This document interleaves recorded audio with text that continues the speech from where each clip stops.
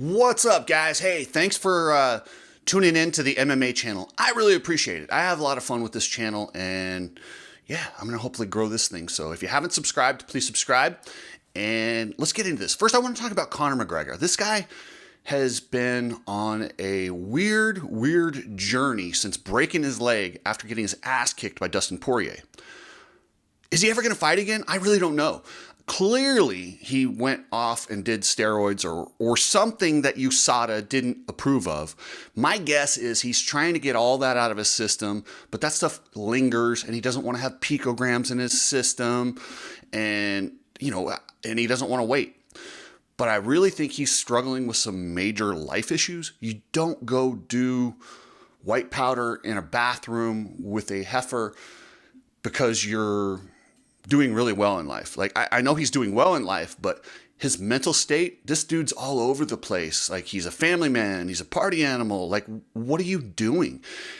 He's left, he's right. Like, he's not stable, and there's no one there to check him. And when you mix that combination with lots of money,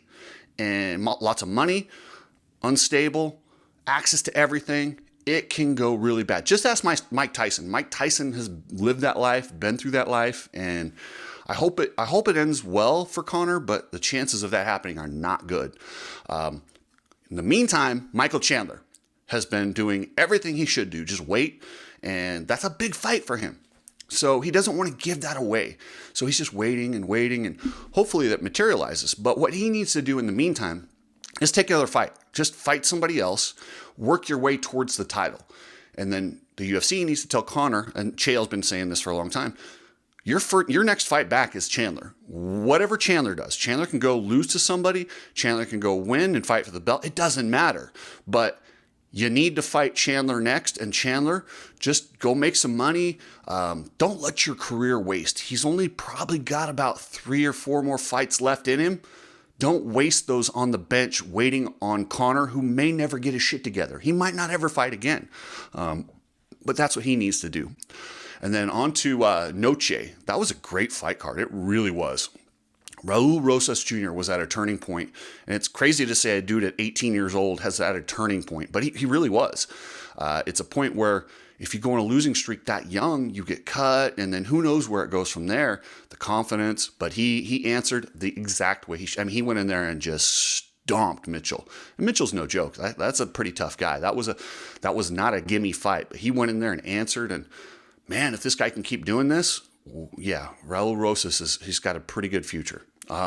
Kevin Holland, man, he lost to JDM, Jack Della Maddalena, I hope is how you say his name, but he fought really hard. He's so fun to watch. He's in that like Nate and Nick Diaz category where he loses a lot, but we all still want to see him fight. He's very competitive, and he takes tough matches, especially JDM. JDM is underrated. I think this guy can actually get up there and get into the title picture.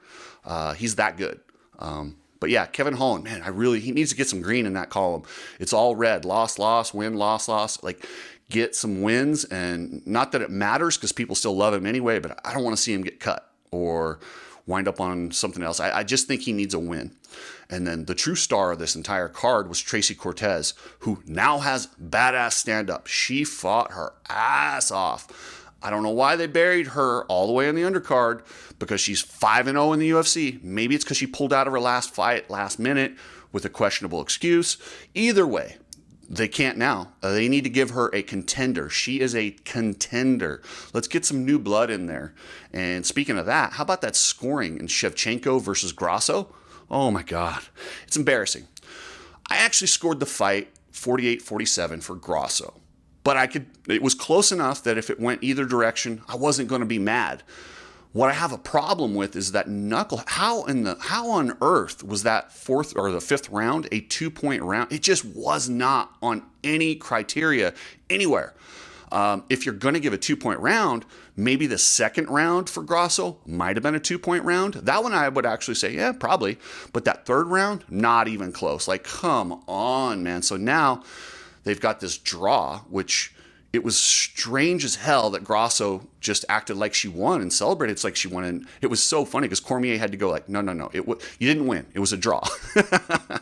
She didn't care. She was having none of that. She's like, I won. I keep the belt. maybe we take the belt on a draw situation and suspend it.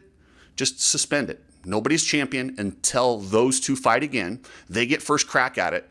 And if they can't do it, then it's just a vacant title and they get first crack, and whoever gets in there and let's say Grasso can't fight in 3 months when they rebook it. Well, then Shevchenko takes on the number one contender for the belt, and then Grasso eventually will get her shot again. But I do believe when you have a draw situation for the title, I don't like that the champion gets to keep the belt. I think the belt should just go in limbo with the two people who just had the draw with first crack at it. So let me know what you guys think of that. And I think that would solve a little bit of the situation as far as like feeling like you won or lost when you had a draw. It was a draw. And actually, if that dude hadn't screwed Shevchenko on that last round with that 2-pointer, she's actually the champion. So like I said, I scored it for Grasso, but you could score it either way. It's just a tough situation. And maybe the PFL has a situation where they have artificial intelligence scoring fights, and it's actually pretty accurate. Maybe they have a fourth judge, which is AI.